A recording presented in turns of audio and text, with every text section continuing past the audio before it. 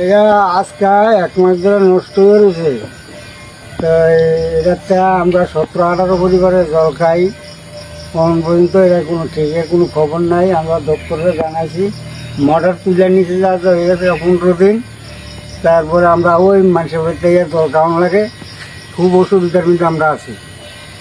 এখন যাতে অতি সত্তর আমরা এটা তাড়াতাড়ি ঠিক করে দেয়, এর লাগে আমরা দপ্তরের কাছে অনুরোধ করতাম।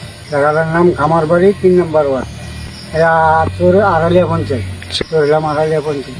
তারপর হয়ে গেছে আর নিচে যে 15 দিন এটা এত নষ্ট হয়ে গেছে, 1 মাসে তো 15 দিন হচ্ছে নিচে কোন বই তাই না দেওয়া যায় না।